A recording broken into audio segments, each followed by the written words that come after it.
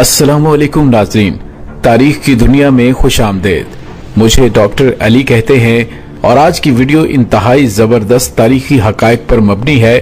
आपने अक्सर क़यामत सुगरा का जिक्र तो सुना होगा, लेकिन वो क़यामत सुगरा आज से 2000 साल पहले आकर गुजर चुकी है। नाज़रीन, ये क़यामत कैसी थी कि जब हर चीज तबाह बर्बाद हो गई थी और दोबारा से जिंदगी जन्म लेकर अब इस उरूज पर आ पहुंची है। नाज़रीन, उस वाक़े की मुकम्मल तफसीलात हम आज की वीडियो में आपको बताने दिखाने वाले हैं। वीडियो की तफसील में जाने से पहले हमारे चैनल को सब्सक्राइब कर लीजिए और बेल आइकन को जरूर दबा दीजिएगा ताकि हमारी आने वाली वीडियोस सबसे पहले आप तक पहुंच सकें। और कमेंट सेक्शन में पाक फौज जिंदाबाद का नारा कमेंट जरूर कीजिएगा।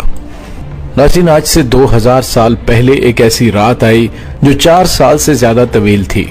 उस रात के आने से कबल जब पिछली रात सूरज गुरूब हुआ तो काफी देर तक आसमान पर चांद और सितारे चमकते रहे और फिर चांद सितारे भी गायब हो गए और आसमान बिल्कुल तारीक हो गया।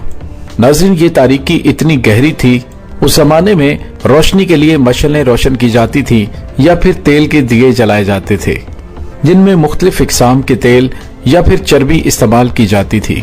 नाज़रीन, उस रात आने से कबल जिन लोगों ने सूरज को गुरूब होते देखा था, उनमें से आधे से ज्यादा इंसान अपनी जिंदगी में दोबारा सूरज को तुलू या फिर गुरूब होते ना देख सके, बल्कि उस रात के बाद दुनिया की आधी से ज्यादा आबादी ने दोबारा चांद सितारे और धूप नहीं देखी और ना ही उन लोगों में से किसी ने 4-5 साल जिंदगी में या फसलें दोबारा उगती देखी। नाज़रीन, रात का अंधेरा फैलने के कुछ ही देर के बाद दुनिया के तमाम हिस्सों से चांद और सितारे आहिस्ता आहिस्ता गायब होने लगे और रात का अंधेरा इतना गहरा होने लगा कि बगैर दिए या मशल के अपने हाथ भी दिखाई देना बंद हो गए।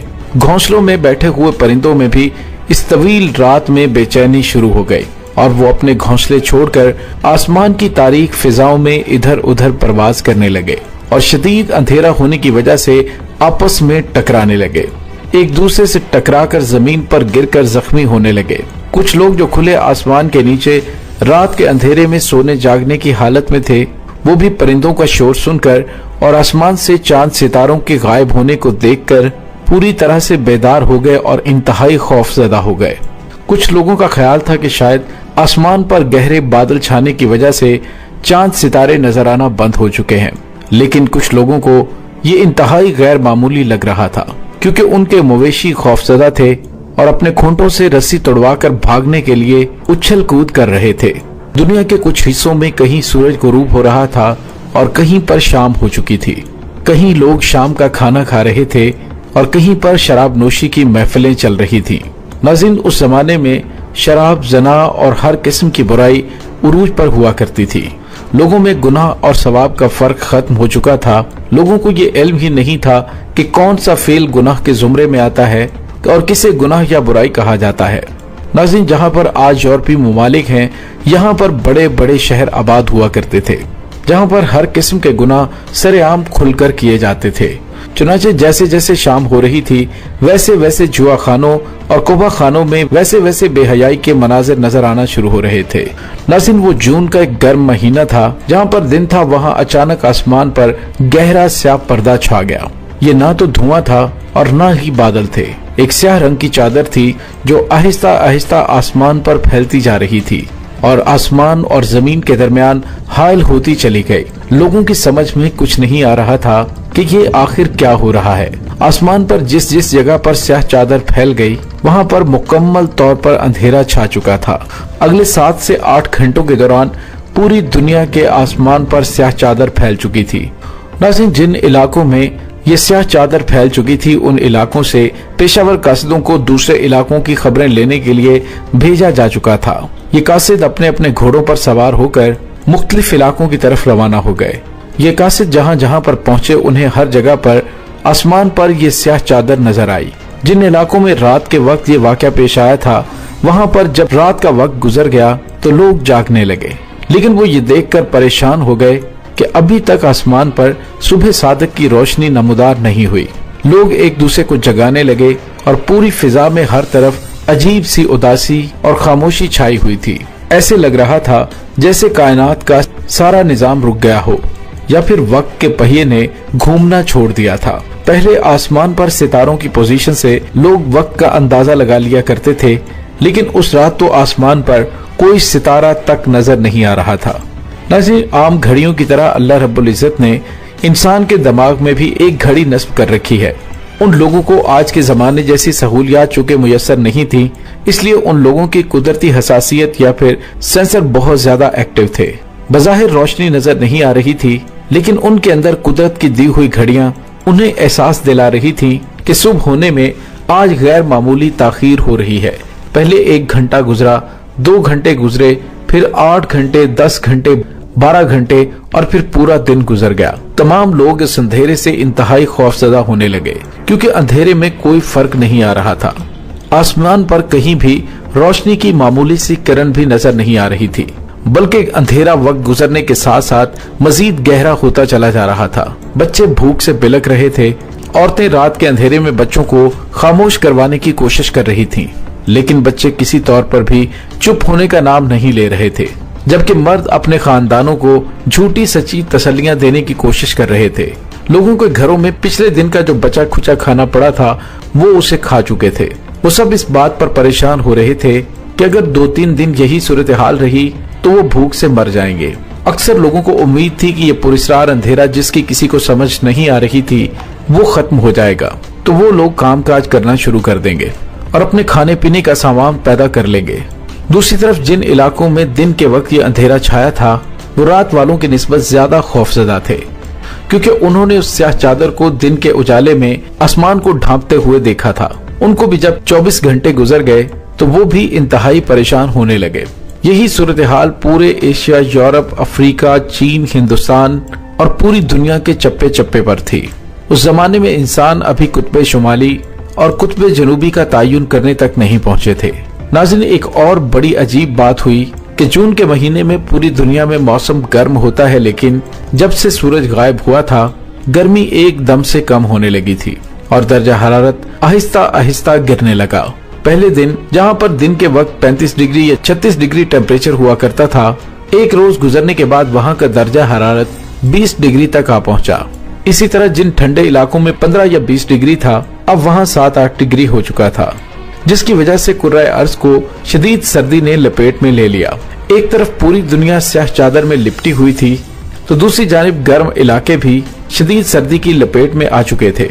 सूरज रोशनी का जो सबसे बड़ा जरिया है और कुर्राए अर्ज पर जिंदगी की बका का जामिन है, तो उस रात अहले जमीन सूरज की रोशनी से महरूम हो चुके थे।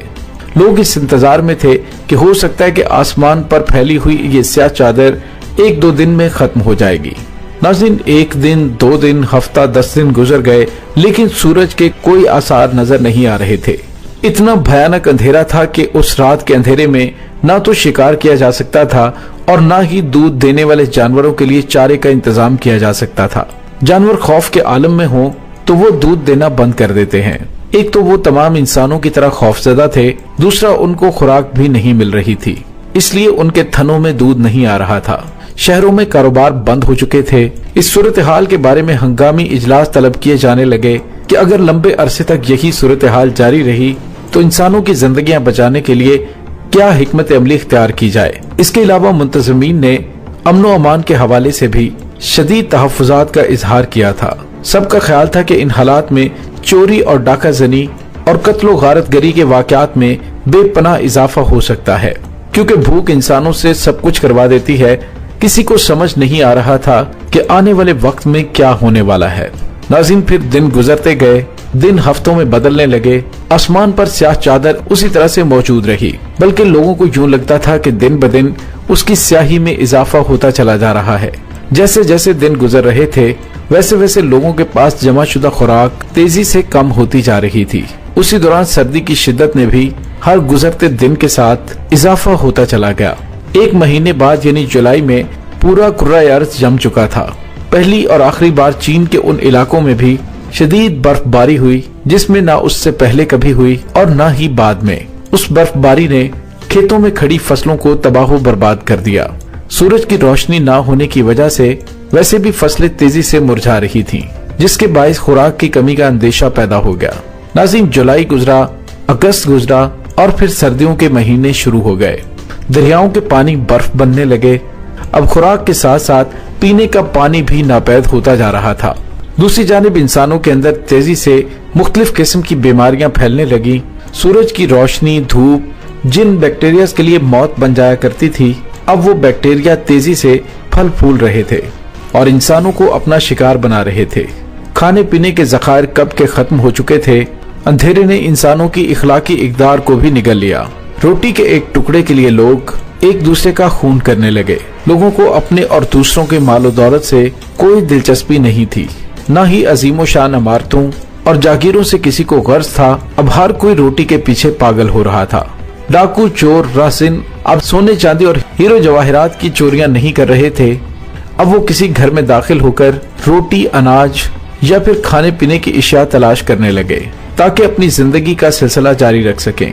کیا امیر، کیا غریب، کیا فقیر، کیا بادشاہ، کیا نواب، کیا شہنشاہ اور کیا گداگر، سب کا حال ایک جیسا ہو چکا تھا۔ امیر لوگوں نے اپنے خوراک کے ذخائر کو لوٹ مار سے بچانے کے لیے مسلح چوکیدار رکھ لیے، لیکن لوٹنے والے بھوکے ننگے لوگ اپنی جانوں کی پرواہ کیے بغیر ان چوکیداروں پر حملہ آور ہو جاتے اور کھانے پینے کے لیے جو بھی ہاتھ لگتا وہ لے کر بھاگ جاتے۔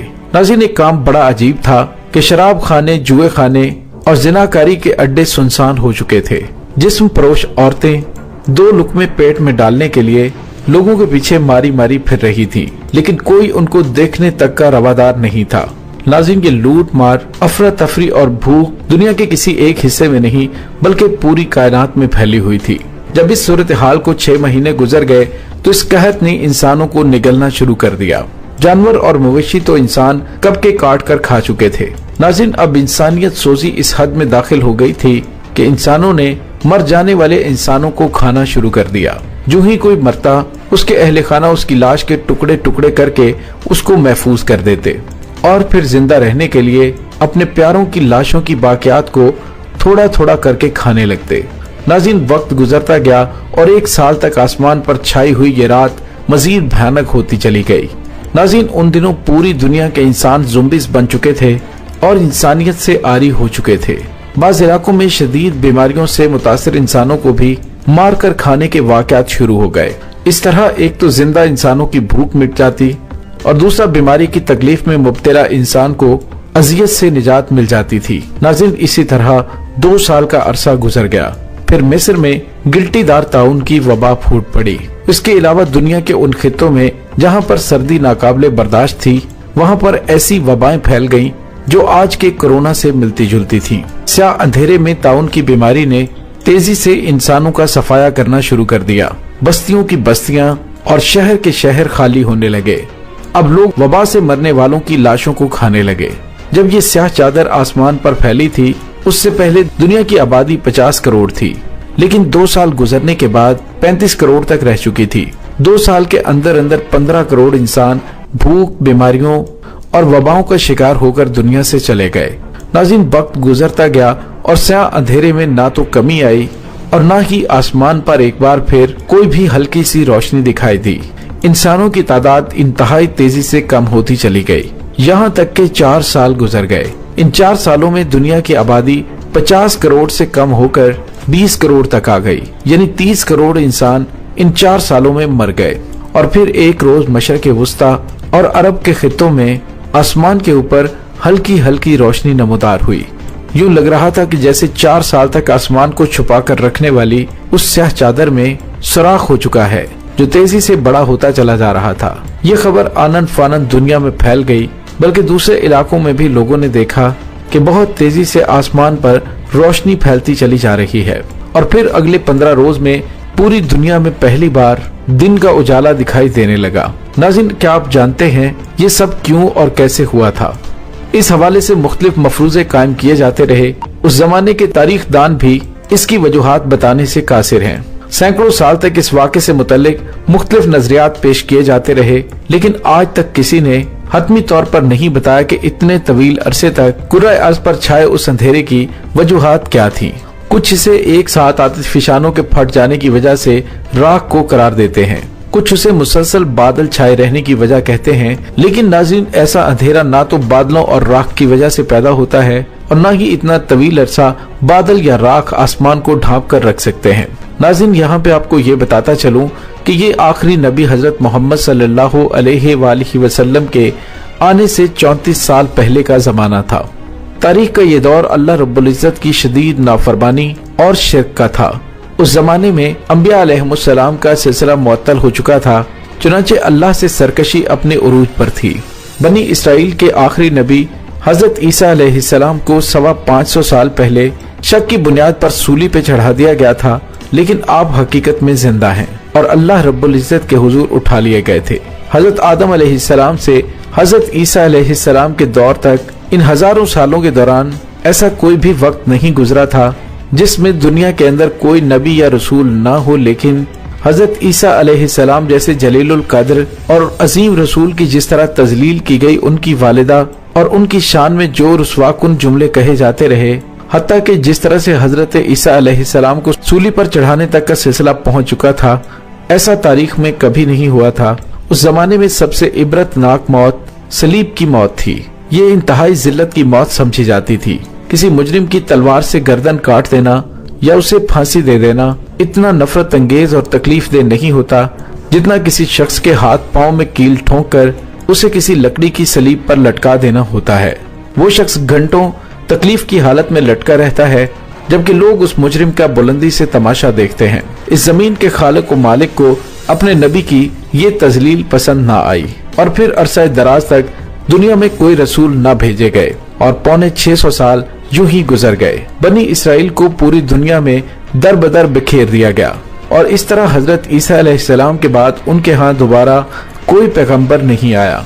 650 साल तक ये दुनिया किसी भी राहबर के बगैर वक्त गुजारती चली गई। इंसानों को इस पूरे अरसे के दौरान कोई सीधी राह दिखाने वाला नहीं था, चुनांचे दुनिया अपने रब और अच्छाई के रास्ते से गाफिल होती चली गई। इंसानी तारीख का वो 650 साल वाला दौर फस्को फजूर पर मबनी था। दुनिया अपने रब को भुलाकर मुकम्मल तौर पर शैतान की पैरवी इख्तियार कर चुकी थी। इससे पहले जब भी किसी कौम की नाफरमानी पर उसे अजाब आता तो उस उम्मत के अलावा पूरी दुनिया इस अजाब से बची रहती थी, लेकिन इस बार पूरी दुनिया ही अपने पैदा करने वाले को भुला चुकी थी और बुतों को अपना खुदा मानकर अल्लाह से मुंह मोड़ चुकी थी। यानी पूरी दुनिया ही जब अल्लाह रब्बुल इज्जत से सरकशी इख्तियार कर ले तो फिर इस तरह के अजाब तो आते हैं। नाज़रीन, अगर आप गौर करें तो आज भी आहिस्ता आहिस्ता वैसे हालात पैदा होते चले जा रहे हैं। जना, जुए और बेरारवी के अड्डे आज भी वैसे ही हैं। वैसे ही लोग अल्लाह रब्बुल इज्जत को भुला रहे हैं। तो उस वक्त के आने से पहले अल्लाह की बारगाह में कसरत से तौबा इस्तग़फ़ार करें और बेरारवी से बचें। अल्लाह रब्बुल इज्जत हमें अमाल साले करने की तौफीक अता फरमाए। आमीन सुम्मा आमीन। नाज़रीन, कैसी लगी आपको हमारी आज की वीडियो? कमेंट सेक्शन में अपने ख्यालात का इजहार जरूर कीजिएगा। डॉक्टर अली को इजाजत दीजिए। पाक फौज जिंदाबाद, पाकिस्तान पाइंदाबाद, पाकिस्तान के गुमनाम हीरोज को सलाम। अल्लाह वारिस।